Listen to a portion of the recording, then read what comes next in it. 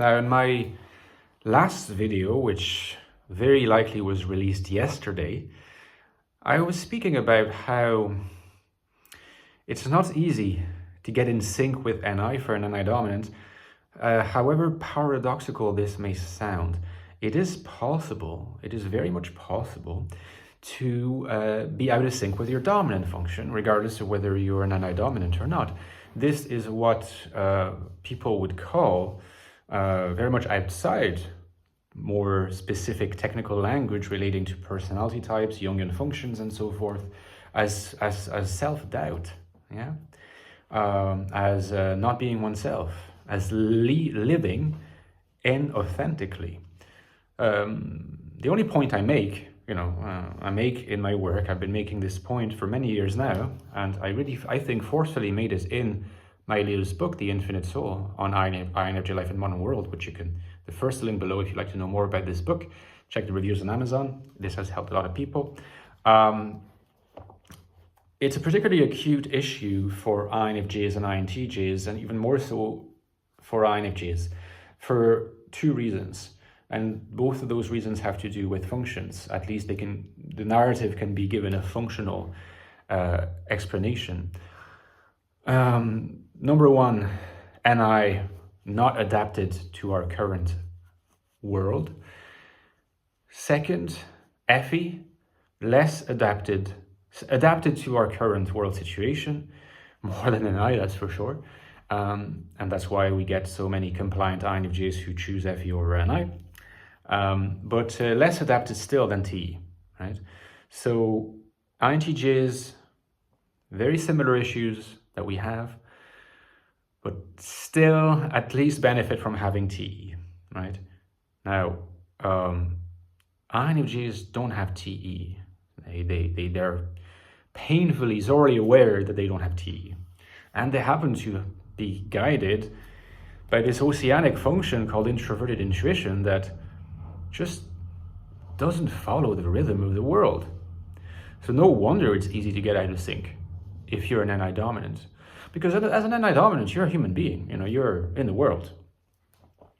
You interact with people, you have a job, you have friends, you go outside, you do grocery shopping, you have careers, families, events, and so forth. There's always going to be a strong temptation to get in sync, not with the NI world, but with the world, okay? Because the two rhythms are not the same, right? So if you choose to get in sync with the world, you will be out of sync with the NI world. It sounds very brutal, it sounds kind of final and harsh, but it is true. You cannot be in sync with the world and also in sync with the NI world. There is, however, an exception to this.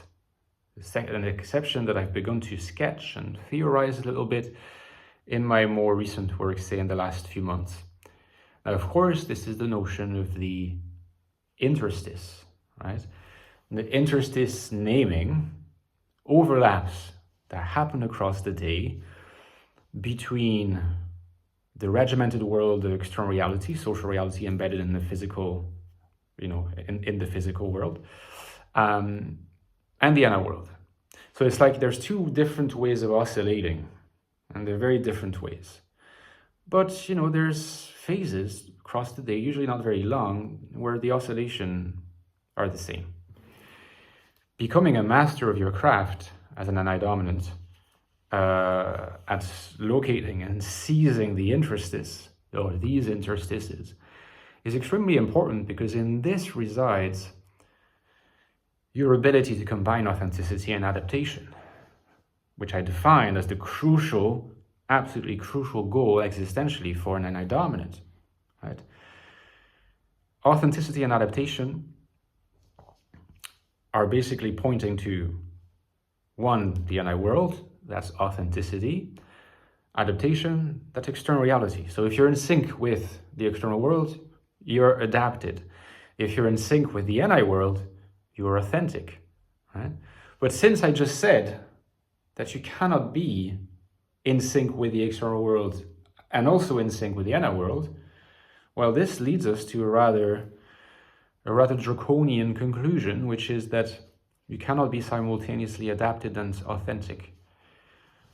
That sounds kind of depressing, doesn't it? And perhaps it sounds a little bit final, a little bit too extreme. Perhaps there is a way. Well, first of all, there is a way. I talked about it when we discussed the interstice. The surge of energy that arises when the interstice is manifesting itself across the day, here and there. Now, in those moments, when we locate ourselves in this overlap, in this very precious overlap that at times feels like a gift from the divine, we are authentic and adapted. But it's not a continuous state. It is an event, right? So the blending of authenticity and adaptation in the life of an INFJ and the life of an NI dominant is an event. It's not a continuous state. And you know what? That's okay. That's okay because we don't need to always be authentic. No one is 100% authentic. In fact, someone who's 100% authentic might be someone who's a bit dangerous, right? Who would not care about any social rules, about any social expectations. I'm not sure we would actually enjoy a person like that so much. Similarly, we don't always need to be adapted, right? Sometimes people try to peer pressure you into going to a particular event, a party, or peer pressure into being nice to a particular person that you don't want to be nice to, and you say no. Sometimes the only thing you have to say to explain why you don't want to go to a particular party or event is, I don't want to. Actually, that's fine, isn't it? But having that level of self-acceptance, very, very difficult for INFJs. Easier for INTJs because of FIT. INFJs being intersubjectively so connected because their own sense of self depends on it, will find it very difficult to create disharmony with others to the extent that they could just justify not going to some social event by saying, I don't want to, even though they would be perfectly justified in saying just that. In a sense, that's the most honest thing that they could say, and other people ought to appreciate that. And some will expect more niceties and social politeness and may not appreciate it. But we should be able to tell these people, go to hell. We don't do that. INTJs can do that more easily. That's just how we built and how INTJs are built, and good for them in this case. Good for them. They are cousins and we care about them. So, it's okay to not always be authentic, and it's okay to not always be adapted. So how about if the goal is to not ignore adaptation, but also to not ignore authenticity? And if we don't really have control over when these interstices appear in the fabric of reality. In addition to that, even when they do appear, we don't necessarily have the confidence, skill, or skills turned into routine to seize these interstices. We miss out on them a lot. How about we try to be authentic when we can get away with not being adaptive, and adaptive when we cannot get away with not being adaptive? Okay? Maybe that is a very good start. That is to say that you learn, if you like, you sort of draw a map of your life, of your social life, of your intellectual life, of your life in the world, and so forth. And you try to, you can do this metaphorically in your mind, and you try to identify what are the areas where adaptation is necessary and I ought to adapt, even if it means sacrificing my authenticity a little bit. But at the same time, when adaptation is not necessary, I go back into authentic mode. That's a really good way of not forgetting about NI, a really good way of avoiding the oblivion of NI. Okay, guys, don't forget that I have written a book on the INFJ, a first book on the INFJ, which is the prequel to the Infinite Soul. It's the Ecstatic Soul. A new look at the INFJ personality, and it's the deepest look into the INFJ mind that you will find online. Check the reviews. It might just make you want to read the book. The link is below. And as usual, guys, don't forget that the lifeblood of my channel is my Patreon page. I'd be so grateful if you consider supporting me. The link is below. I cannot do it without you. And you get some really nice perks too, like access to our Discord server where you can interact with me and the others, and bonus videos every 2-3 weeks and other perks. So hopefully see you there, and I talk to you soon. Bye-bye.